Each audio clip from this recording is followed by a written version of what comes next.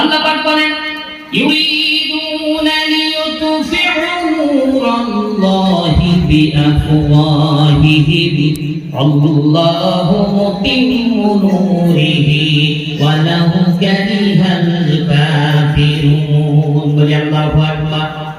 আল্লাহ পাক বলছেন ওই কাফেররা চায় যে তাদের মুখের ফু দিয়ে আমার কোরআনের আওয়াজটাকে নির্বাপিত করে দেবে, নিভিয়ে দেবে। তারা চায়, কিন্তু ওদের অন্তরে যত জ্বালাপোড়া হোক না কেন, ওদের আশা কখনো পূরণ হবে না, কখনো পূর্ণ হবে না, কখনো আমার কোরআন তারা নিভিয়ে দিতে পারবে না। আপনি শুনলে অবাক হয়ে যাবেন, ফিলিস্তিনের উপরে এত অত্যাচার হচ্ছে। আর এই তো কিছুদিন আগে আমরা দেখেছি সোশ্যাল মিডিয়ায় অস্ট্রেলিয়ার মতো জায়গায় প্রায় 100 মতন মহিলা তারা মুসলমান হয়েছে। বলি সুবহানাল্লাহ। জিজ্ঞাসা করা হচ্ছে, ইমাম সাহেব যিনি কলেমা পড়িয়েছেন জিজ্ঞাসা করছে যে আপনারা মুসলমান হয়েছেন কেন? এমনি করে আপনারা মুসলমান হলেন কেন? সেই সময় তারা বলছে যে আমরা দেখছি ফিলিস্তিনিদেরকে এত মারা হচ্ছে, এরপরেও তারা ধর্ম ছাড়ে না। আমরা বুঝতে পেরেছি পৃথিবীতে যদি সত্য দিন থাকে তার নাম হচ্ছে ইসলাম। বলি সুবহানাল্লাহ। তোমরা মারবে, আবার পরদিন দিয়ে আল্লাহ পাক ইসলামকে জাগ্রত করে দিবেন। বলি সুবহানাল্লাহ। প্রিয় বাবাজিরা, প্রিয় উপস্থিতি, আমরা যেটা বলছিলাম এই কোরআনে কারীম কোনো মানুষের তৈরি করা নয়। এই কোরআনে কারীমের মধ্যে আল্লাহ পাক রব্বুল আলামিন সবকিছু বলে দিয়েছেন। এটা হলো হেদায়েতের রাস্তা, এটা হলো জান্নাতের পথ। আল্লাহ পাক রব্বুল আলামিন এই কোরআনে কারীমের একাধিক নাম দিয়ে দিলেন। এই কোরআনের নাম কোরআন, কোরআনের নাম হুদা। আবার অন্যত্র বলেন ওয়া নুনাজ্জিলু মিনাল কুরআনি মা হুয়া শিফাa'un ওয়া রাহমাতুল লিল মুমিনিনা ওয়া লা ইয়াফিদুল যালিমিনা ইল্লা খাসারা। বলি আল্লাহু আকবার। আল্লাহ পাক বলেন আমি এই কোরআন অবতরণের পরিক্রমায় যে সমস্ত বিশাল নাযিল করেছি, যে সমস্ত আয়াতে কারিমা নাযিল করেছি, এগুলো হলো মুমিনদের জন্য শিফা। এই কোরআনের একটি নাম হলো শিফা। কোরআনের একটি নাম কি? শিফা। শিফা দেখুন, এই যখন হুজুররা আসে, অনেক বাচ্চাদেরকে মায়েরা নিয়ে আসে, এনে হুজুরদের কাছ থেকে পানি করে নিয়ে যায়, তেলে ফু দিয়ে নিয়ে যায় না যায় না? এবং ওরা যায় না নিয়ে যায়, আর নিয়ে সেই তেল পানিটা ব্যবহার করে, আল্লাহর রহমতে তার সমস্যা ভালো হয়ে যায়। এটা হলো শিফা। এটা মুমিনদের জন্য শিফা। কোরআনের একটি নাম হলো শিফা। শুধু তাই না, কোরআনের একটি নাম হলো হুদা, কোরআনের একটি নাম হলো শিফা, কোরআনের একটি নাম হলো তানজিল। আল্লাহ পাক বলেন তানজিলাম মিম্মান খালাকাল আরদা ওয়াস সামাওয়াতিল উলা। আল্লাহ পাক বলেন এই কোরআন নাযিল করেছেন তিনি, যিনি এই সুউচ্চ আকাশের মালিক, এই বিশাল আকাশের মালিক এবং এই বিশাল বিস্তীর্ণ জমিনের মালিক। সেই আল্লাহ পাকের পক্ষ থেকে এটা নাযিল করা হয়েছে। বলি সুবহানাল্লাহ। একবার আপনি যদি কোরআনকে জিজ্ঞাসা করেন, কোরআন ঠিক আছে, তুমি কার উপরে নাযিল হয়েছে? আল্লাহ পাক তো নাযিল করেছে, বুঝলাম। কিসের মাধ্যমে তুমি নাযিল হয়েছে? তুমি কিভাবে এসেছিলে এই পৃথিবীতে? আমরা দেখেছি এক জায়গা থেকে আরেক জায়গায় যেতে গেলে আমাদের বাহন লাগে, অর্থাৎ গাড়ি লাগে, বাইক লাগে, চার চাকা লাগে, যে যেভাবে পারে। হেঁটে তেমন কেউ যায় না, বাহনে করে যায়। বাহন মানে আপনার গাড়ি বলুন, আগের জামানায় ঘোড়া ছিল, উট ছিল, এরকম বাহন লাগে। এই বাহনটা কি ছিল? কোরআন। তুমি কিভাবে এসেছো বলো? কোন গাড়িতে তুমি এসেছো?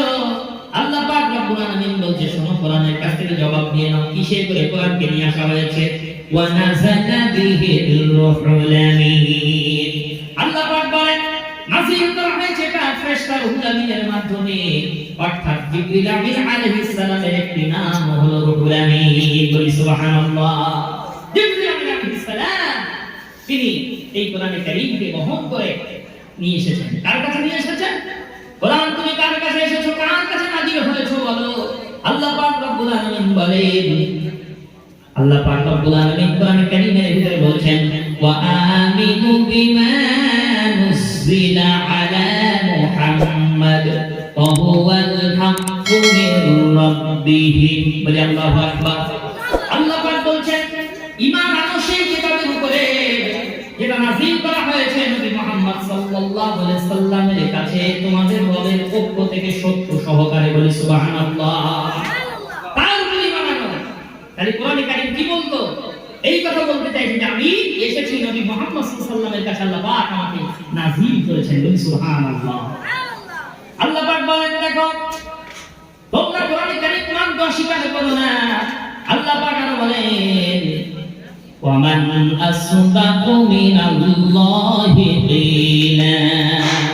আল্লাহ পাক বলেন ওই আল্লাহ পাকের সত্যবাদী আর কে হতে পারে? আল্লাহ পাকের যে সত্যবাদী আর কিছুই হতে পারে না। আল্লাহ বলেন সেই আল্লাহ পাক রব্বুল আলামিন তার পক্ষ থেকে এই কোরআনে কারীম পাঠিয়েছে, বলি সুবহানাল্লাহ। তার পক্ষ থেকে এই কোরআনে কারীমকে পাঠানো হয়েছে। প্রিয় উপস্থিতি, এই কোরআনে কারীম এত নিয়ামতপূর্ণ কিতাব, এর বর্ণনা করে কোনোদিন শেষ করা যাবে না।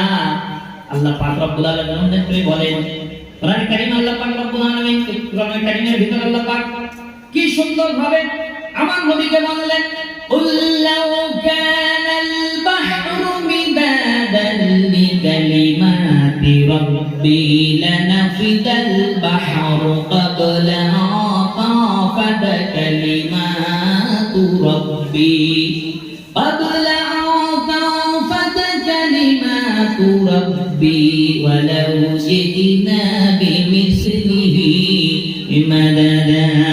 বলি আল্লাহু আকবার। আল্লাহ পাক বলেছেন নবী আপনি বলুন तमाम পৃথিবীর সমস্ত সমুদ্রের মহাসমুদ্রের পানিগুলোকে নিয়ে যদি তোমরা কালি তৈরি করো আর ওই পানিরূপী কালিগুলোকে নিয়ে যদি আমার কালামের ব্যাখ্যা লেখা শুরু করে দাও, আমার কোরআনের তাফসীর লেখা শুরু করে দাও, লিখতে লিখতে तमाम সমুদ্র মহাসমুদ্রের পানিগুলো শেষ হয়ে যাবে। মা নাফিদাত কালিমাতুল্লাহ, আমার কালামের ব্যাখ্যা লেখা শেষ হবে না, বলি সুবহানাল্লাহ। এরপর রাসূল বললেন, আল্লাহর নবী বলেন 11 শ্রেণীর মানুষ আল্লাহর কাছে শ্রেষ্ঠ হবে। কত শ্রেণীর মানুষ? 11 শ্রেণীর মানুষ আল্লাহ পাকের কাছে সবচেয়ে প্রিয় হয়। তার ভিতরে 1 নম্বরে রাসূল বললেন কোন মানুষ? শোনো, খায়রুকুম মান তাআল্লামাল কুরআন ওয়া আল্লামাহু আও কামা ক্বালা আলাইহিস সালাতু ওয়াস সালাম। আল্লাহর নবী বলেন 11 শ্রেণীর মানুষ আল্লাহর কাছে শ্রেষ্ঠ, মর্যাদা অনেক বেশি পাবে। তার ভিতরে 1 নম্বরে হলো যে ব্যক্তি পৃথিবীতে কোরআন নিজে শেখে এবং অপরকে কোরআনের ইলম দান করে, ওই ব্যক্তি হলো সর্বশ্রেষ্ঠ, বলি সুবহানাল্লাহ। কোরআন নিজে শেখে এবং অপরকে শেখায়। এমনি করে হাজী আব্দুল্লাহ মুহাজিরি মক্কি রাহমাতুল্লাহ আলাইহি এই হাজী সাহেব এনার প্রিয় মুর্শিদ ছিলেন নূর মুহাম্মদ ঝঞ্ঝনবী রাহমাতুল্লাহ আলাইহি।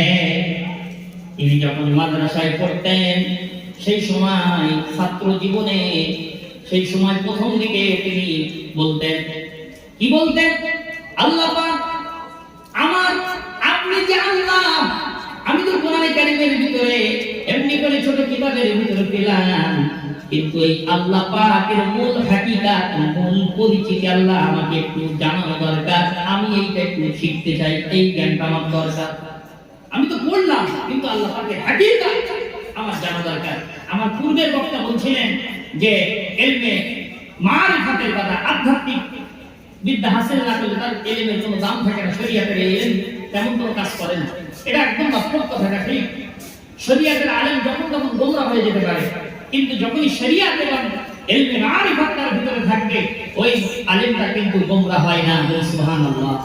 যেমন আল্লামা রুহুল আমিন রাহমাতুল্লাহ আলাইহি শরীয়তের পাণ্ডিত্যের অভাব ছিল না, কিন্তু তিনি যখন বুঝলেন যে আমার এই শরীয়তের ইলম এই শুধু এক প্রকার ইলম অর্জন করে আমি যদি থাকি আমার কিছুই হবে না, তাই তিনি ছুটে চলে গেলেন ফুরফুরা শরীফে গিয়ে মুজাদ্দুজ্জামান দাদা হুজুর রাহমাতুল্লাহ আলাইহির হাতে হাত দিয়ে বায়াত রাসূল গ্রহণ করে ওখান থেকে সবক তালিম নিয়ে ইলমে মারিফাতের এমন এক উচ্চ মাকাম তিনি হাসিল করলেন, যিনি ছিলেন চার তরিকার কামের একজন মানুষ, তিনি লিখে দিয়ে গেলেন বাংলার মানুষের জন্য তরিকত দর্পণ। বলি সুবহানাল্লাহ। তিনি যদি আমার দাদা হুজুর কিবলা রাহমাতুল্লাহ আলাইহির সংস্পর্শে না যেতেন, এত বড় মানুষ তিনি কিন্তু হতে পারতেন না। এজন্য দুই ধরনের ইলম তো দরকার। গায়ব হাজির দাদুল্লাহ মুহাম্মদ মক্কি রাহমাতুল্লাহ আলাইহি তিনি যেন স্বপ্নের ভিতরে দেখতে পেলেন, কে যেন তাকে বলছে, ও হাজি সাহেব, হাজি তো সেই সময় ছাত্র জীবন, এখনো তো হাজি ভাই নাই। ওই দাদুল্লাহ অমুক জঙ্গলের ভিতরে একজন ব্যক্তি আছে, যার ডান হাতের তলায় একটা তিল থাকবে। এইরকম ব্যক্তির কাছে তুমি যাবে, আল্লাহর পরিচয় জ্ঞান লাভ ওখান থেকেই পেয়ে যাবে। বলি সুবহানাল্লাহ। অনেক লম্বা ইতিহাস সংক্ষিপ্ত করছে। দেখা গেল কি হাজি সাহেব মাদ্রাসায় মন বসে না। এবার তিনি চিন্তা করছেন, আমার যেতে হবে সেই দিকে। স্বপ্ন যেভাবে দেখেছেন তিনি, সেই স্বপ্নের কথা অনুযায়ী তিনি সেই দিকে তিনি ধাবিত হলেন। আর কথায় আছে, যে জিনিসকে নিয়ে মানুষ যেটার উপর বেশি সাধনা করতে চায়, আল্লাহ পাক তার সেই জিনিসটাই মিলিয়ে দেয়, বিশেষ করে ভালো কাজের জন্য। ভালো কাজের জন্য যে জিনিসটা নিয়ে মানুষ বেশি কৌতূহল হয়, চেষ্টা করে, যদি সেই কাজটা ভালো হয়, আল্লাহ পাক তাকে তার উপরে ইহসান করেন, দয়া করেন, সেই কাজটা আল্লাহ পাক তাকে মিলিয়ে দেন। সুবহানাল্লাহ। যাই বলতেছিলাম, এরপরে দেখা গেল কি ঠিক সেই যে স্বপ্নের ম্যাপ দেখেছিলেন, সেই ম্যাপ অনুযায়ী তিনি গেলেন সেই জঙ্গলের ভিতরে। তিনি দেখতে পেলেন সত্যিকারের একজন বুজুর্গ ব্যক্তি আছেন।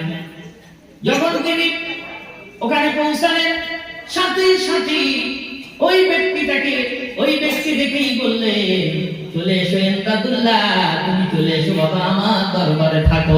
বলি সুবহানাল্লাহ। আমার দরবারে থাকো। ওনার মনে একটা ধাক্কা দিল, আমার নাম এমদাদুল্লাহ। উনি জানলো কিভাবে জানলেন? যাই হোক, উনি থাকলেন, একটু চেষ্টা করে দেখতে পেলেন সত্যিকারের তার ডান হাতের এই তলার একটা তিল আছে। বলি সুবহানাল্লাহ। স্বপ্নের সঙ্গে মিলে গেছে, কিন্তু আছেন বেশ কিছুদিন তিনি আছেন।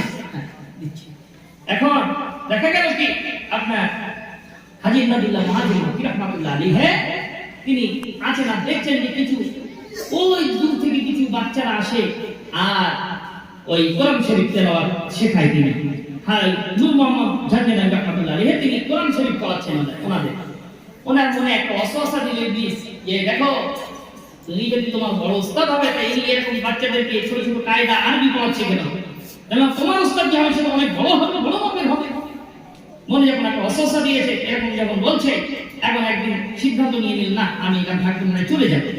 দেখা গেল কি ইতিহাস লিখছে হাজী ইমদাদুল্লাহ মুহাজির মক্কি রাহমাতুল্লাহ আলাইহি যখন সেরকম সিদ্ধান্ত নিলেন যে না, আমি চলে যাব, এমন অবস্থায় আল্লাহর ওলি বুঝতে পারলেন।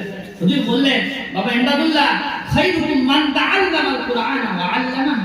এই হাদিসটা কি তুমি পড়ো? এই হাদিসের ব্যাখ্যা কি? উনি বললেন, হুজুর, পৃথিবীতে ওই ব্যক্তি তো সবচেয়ে শ্রেষ্ঠ মানুষ, যে ব্যক্তি নিজে কোরআন শরীফ পড়ে, অপরকে কোরআন শেখায়, ওই ব্যক্তি সবচেয়ে সুন্দর শ্রেষ্ঠ মানুষ। তখন বললেন, বাবা, তাহলে আমি এই বাচ্চাদেরকে কোরআন শরীফ পড়াই, তুমি কেন বলে এরকম আমার নিয়ে খারাপ মন্তব্য করছো? বলি সুবহানাল্লাহ। যাই হোক, আমার অসমাপ্ত আলোচনা আমি এখানে সমাপ্ত করছি। যে আল্লাহ পাক রব্বুল আলামিন এই কোরআনের এই ফ্যাক্টরি মাদ্রাসা আল্লাহ কবুল করেন। সকলেই বলি আল্লাহুম্মা আমিন। ওয়া আখিরু দাওয়ানা আলহামদুলিল্লাহি রাব্বিল আলামিন। আমি যদি কারোর মনে কোনো কষ্ট দিয়ে থাকি, আল্লাহ রাসূল ক্ষমা করবেন, দোয়া করবেন আল্লাহ পাক তার গোলামকে দিয়ে যেন কোরআন কারীমের একটু খেদমত করান এবং আমার দাদা পীরের সিলসিলার খেদমত করান। আল্লাহ পাক তৌফিক দান করেন। আল্লাহুম্মা আমিন। ওয়া আখিরু দাওয়ানা আলহামদুলিল্লাহি রাব্বিল আলামিন। আসসালামু আলাইকুম ওয়া রাহমাতুল্লাহি ওয়া বারাকাতুহু।